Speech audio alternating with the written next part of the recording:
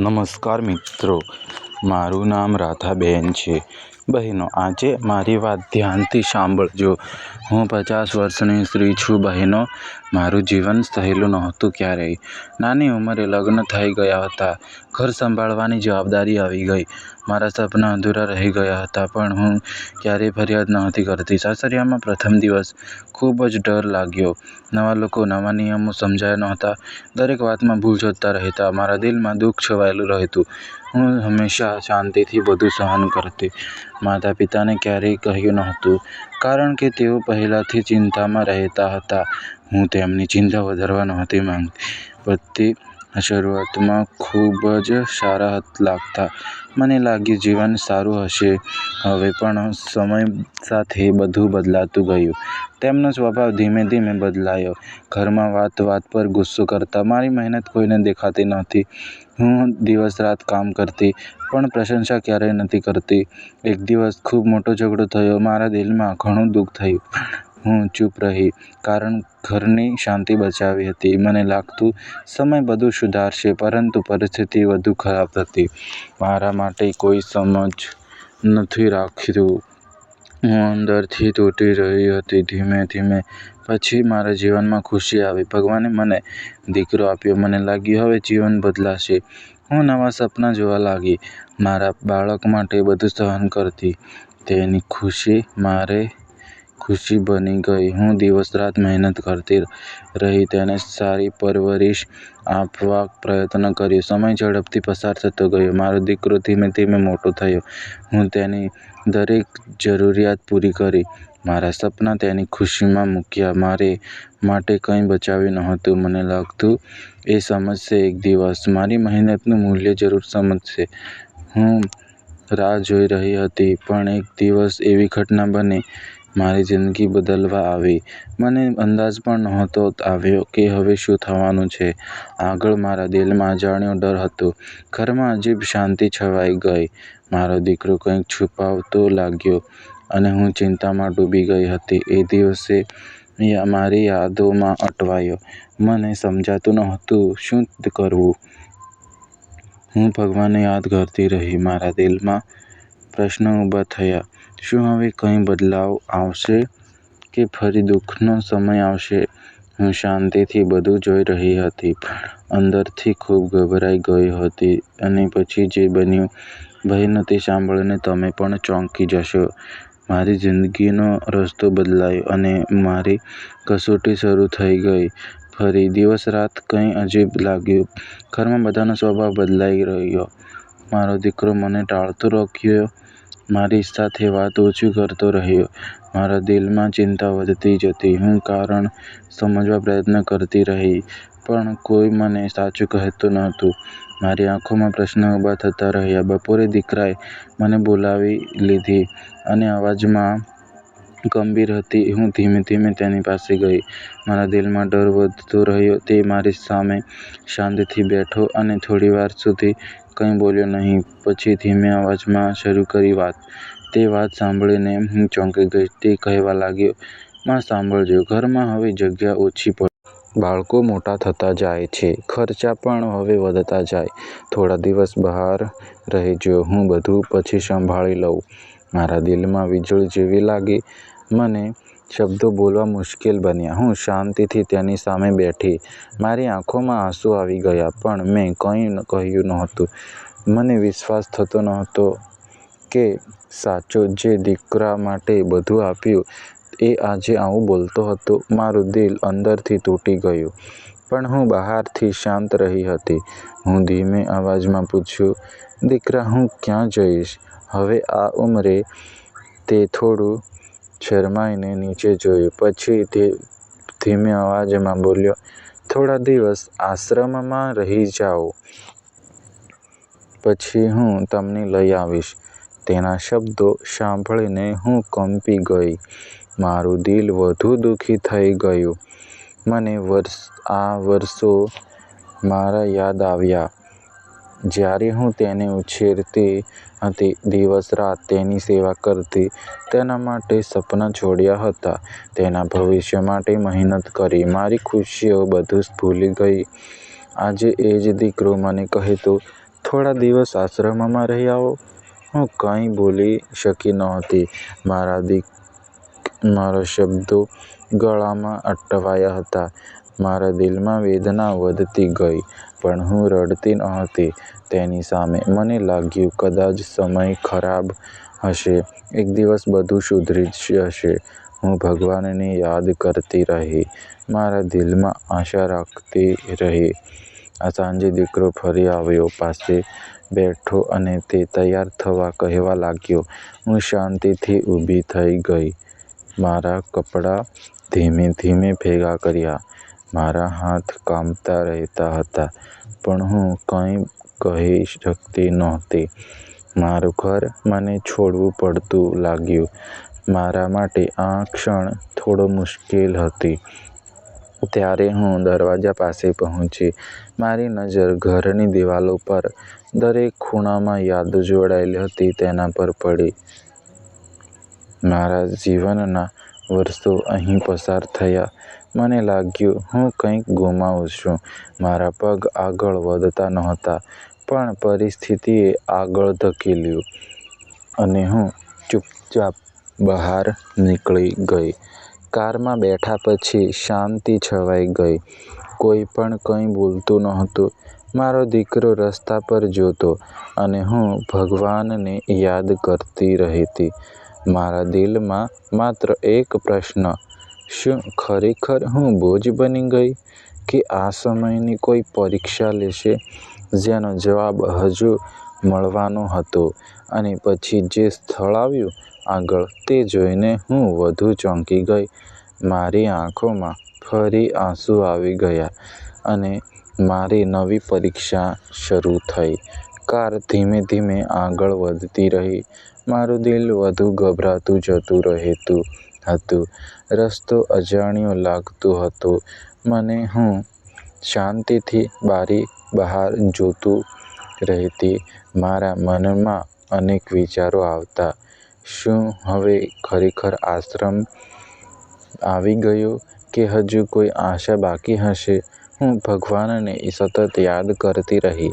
થોડી વાર પછી કાર અટકી ગઈ. મારા દિલની ધડકન વધી ગઈ. હું ધીમે ધીમે નીચે ઉતરી. મારા પગ કામતા હતા હજુ. મારી સામે મોટો દરવાજો દેખાયો. તેના પર લખેલું હતું વૃદ્ધાશ્રમ નામ હતું.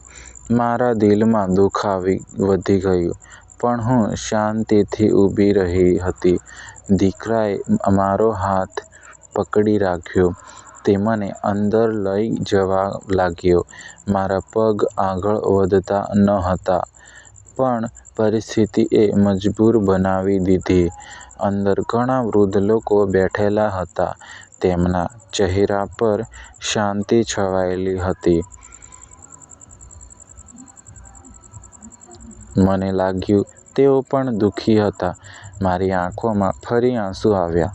એક બહેન મારી પાસે આવી. તે મને શાંતિથી બેઠા કરાવ્યા. તેના ચહેરા પર સહાનુભૂતિ હતી, પણ તેની આંખોમાં દુઃખ દેખાતું હતું. તે બોલી, ડરશો નહીં બહેન, અહીં બધા તમારી જેમ આવ્યા છે. હું તેની વાત સાંભળી અને ચૂપ રહી. મારું દિલ હજુ પણ રડતું હતું.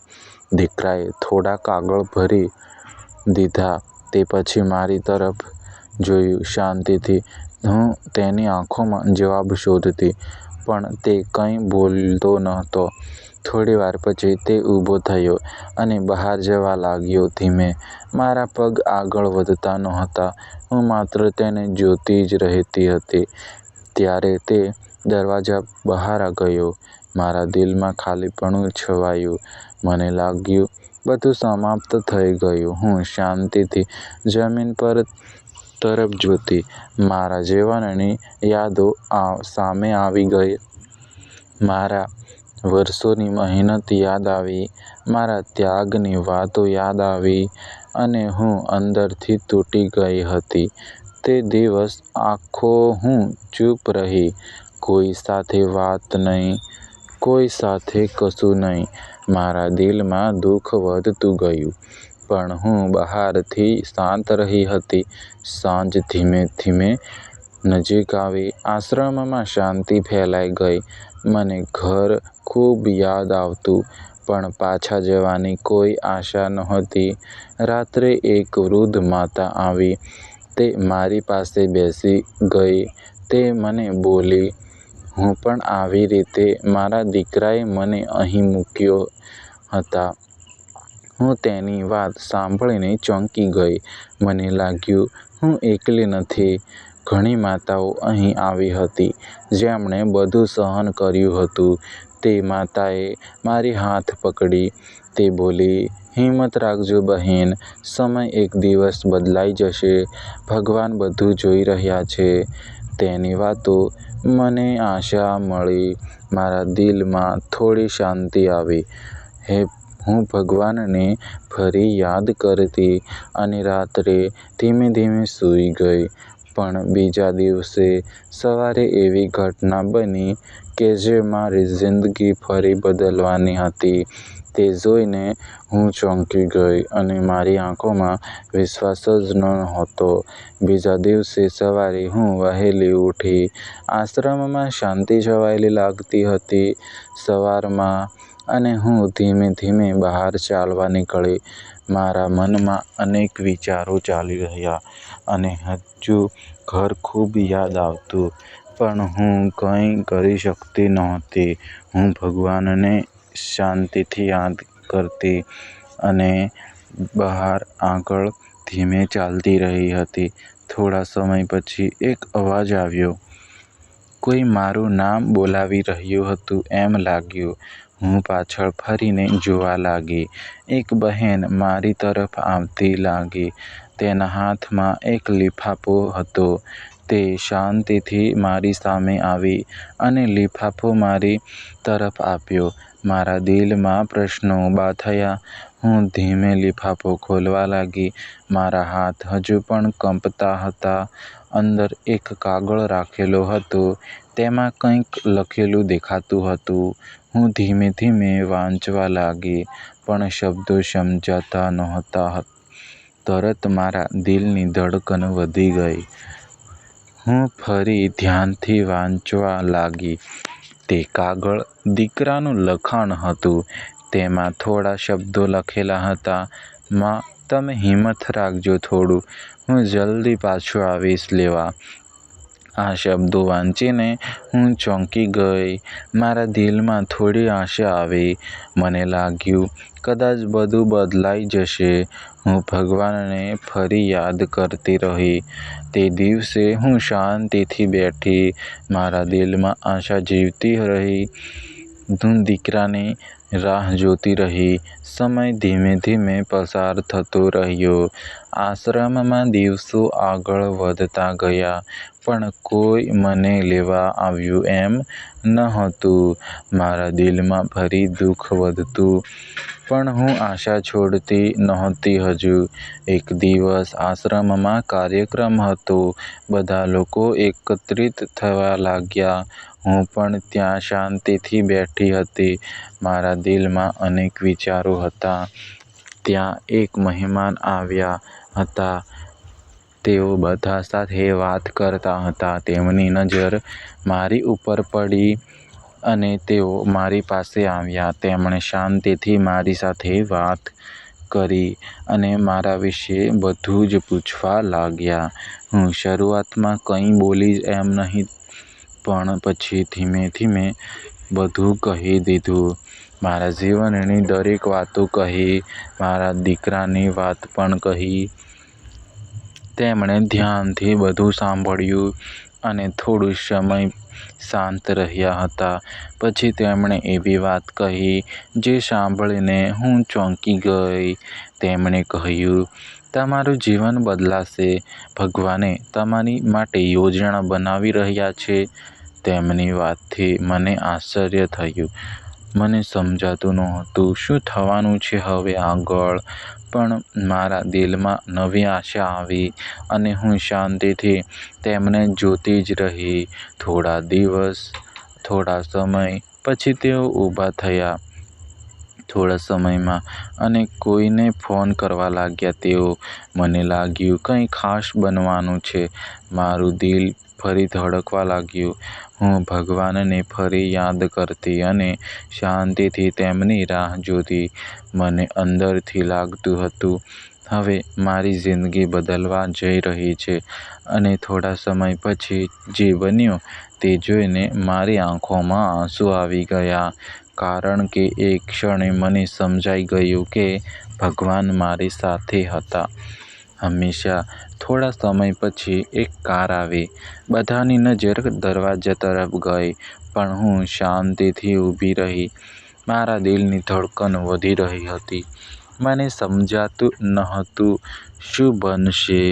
મારી આંખોમાં આશા દેખાતી હતી. હું ભગવાનને સતત યાદ કરતી અને શાંતિથી દરવાજા તરફ જોયું. કાર ધીમે અંદર પ્રવેશી આવી. દરવાજો ખુલતા હું ચોંકી ગઈ. મારો દીકરો સામે ઊભો હતો. તેની આંખોમાં આંસુ દેખાતા હતા. હું થોડું આગળ વધવા લાગી. મારા પગ કાંપતા હતા હજુ પણ. તે મારી પાસે ઝડપથી દોડીને આવ્યો અને મારા પગ પાસે બેસી ગયો.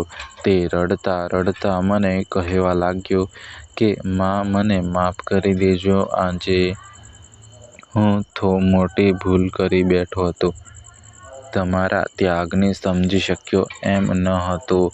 મને હવે મારી ભૂલ સમજાઈ ગઈ. તમારા વગર ઘર ખાલી લાગતું. બાળકો પણ તમને યાદ કરતા. હવે હું તમને ઘરે લઈ જાઉં છું. તેની વાતો હું સાંભળીને હું ચૂપ રહી. મારી આંખોમાં આંસુ આવી ગયા. મને વિશ્વાસ નહોતો થતો હજુ કે આ બધું સાચું બની રહ્યું કે કોઈ સપનું. એમ લાગ્યું હું ભગવાનને મનમાં ને મનમાં યાદ કરી રહી અને દીકરાના માથા પર હાથ રાખ્યો. મારા દિલમાં દુઃખ ઓછું થયું અને શાંતિનો અનુભવ થવા લાગ્યો. આશ્રમના બધા લોકો જોઈ રહ્યા હતા. તેમની આંખોમાં ખુશી દેખાતી હતી. મને લાગ્યું ભગવાને સાંભળી મારી વાતો. મારી દરેક પ્રાર્થનાઓનો હવે જવાબ મળ્યો છે. હું ધીમે ધીમે કારમાં બેઠી. મારો દીકરો મારી સાથે બેઠો. તે ફરી મારી પાસે માફી માંગી અને ઘરે લઈ જવા લાગ્યો. મને રસ્તામાં અમે બંને ચૂપ રહ્યા, પણ દિલમાં શાંતિ વધી રહી. મને લાગ્યું આજે જીવન બદલાઈ ગયું. મારા માટે નવી શરૂઆત થઈ. હું ભગવાનનો આભાર માનતી. મારા દિલમાં ખુશી અનુભવતી. મારા વર્ષોનો ત્યાગ સફળ થયા અને મને માન મળવા લાગ્યું. ઘરે પહોંચતા બાળકો દોડી આવ્યા. તેમણે મને ગળે લગાવી લીધું. તેમની આંખોમાં ફરી દેખાતો પ્રેમ અને લાગ્યું ઘર પાછું મળ્યું. મારા દિલમાં ખુશી છવાઈ ગઈ. હું ભગવાનને ફરી યાદ કરતી. મને લાગ્યું હવે બધું સારું થઈ ગયું. મારી જિંદગીમાં શાંતિ છવાઈ ગઈ. તે દિવસ પછી બધું બદલાઈ ગયું. મારો દીકરો મારી કદર કરતું. ઘરમાં મને સન્માન મળતું રહ્યું. બાળકો મને પ્રેમ કરતા રહ્યા. હું ફરી ખુશીથી જીવવા લાગી. મારા દિલમાં કોઈ દુઃખ નહોતું. મને લાગ્યું જીવન સુંદર બન્યું અને ભગવાનને મારી લાજ રાખી દીધી. બહેનો, મારી વાત ધ્યાનથી સાંભળો. માતા પિતા આશીર્વાદ હંમેશા બને છે. તેમના ત્યાગને ક્યારેય ભૂલશો નહીં. સમય રહે ત્યારે સન્માન આપજો, કારણ કે એક દિવસ સમય બદલાય પણ પાછો સમય મળતો નથી. જે માતા પિતા પ્રેમ આપે છે તેમનું સ્થાન દુનિયામાં અનમોલ રહે છે. માતા પિતા પૈસાથી ખરીદી શકાતા નથી. મારી માટે સમજવામાં આવતું હતું આજે માતા પિતા ભગવાનનું સ્વરૂપ હોય છે. તેમની સેવા સૌથી મોટું પુણ્ય બને છે. ભગવાન હંમેશા સાચા લોકો સાથે અને અંતે સત્યની જીત થાય છે. આશા રાખજો. હિંમત ક્યારેય છોડશો નહીં. જીવનમાં પ્રેમ અને વિશ્વાસ રાખજો.